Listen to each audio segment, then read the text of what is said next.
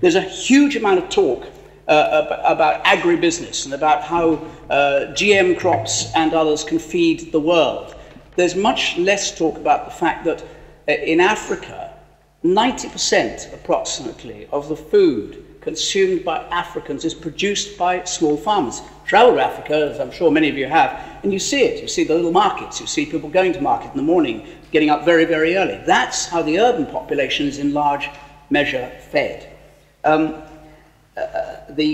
problem is a lack of investment to ensure a combination, it seems to me, I speak only for myself in this, productivity, profitability, and sustainability.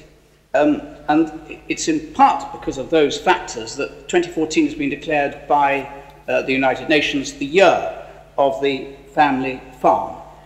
So I'm going to start with, can family farms offer a solution to the problem of poverty? That broad, general question. Andrew? I think they can. For this change to happen, and it's already starting to happen, that poverty can be reduced through focusing on family farming, I think the key thing to me, as you mentioned, is this increase in productivity. There's no use in food getting more expensive for the urban people. We need that increase in productivity to go with it. With increasing productivity, I think we can increase farm incomes. Louise, you've travelled widely. You're not a farmer, but you're not a specialist agricultural journalist. But what's your instinct about this?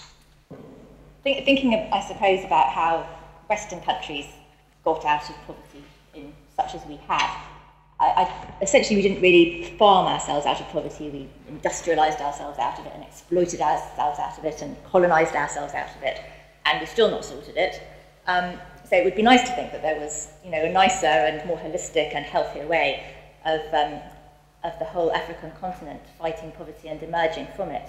And I suppose from my background working in fair trade and also reporting on educational opportunities for children both in this country and abroad, I think partly it can help. Farming can, if you have a secure base for a family's economics and for their livelihood, then that is going to underpin the thing which I think will really sustain a country's development out of poverty, which is education, and particularly educating its girls. Guy, general answers to the question. From what I saw in my travels in Uganda and Kenya and also in West Africa, I would say undoubtedly yes. I saw family farms which are just unbelievably productive. I mean, more productive than cattle grazing next door, not just by a marginal factor, but by a factor of 10 or 20 sometimes. Ida, from your perspective, what's your answer to the question? The answer is yes, but there are certain conditions that must be met. Rural farmers who are poor have challenges, and challenges like inadequate knowledge on how to farm when you consider the climate change and other issues that are cropping up that were not there before. So I strongly believe that yes, it's possible, but there's need for training, there is need for ensuring that there's equal access to services, equal access to productive resources,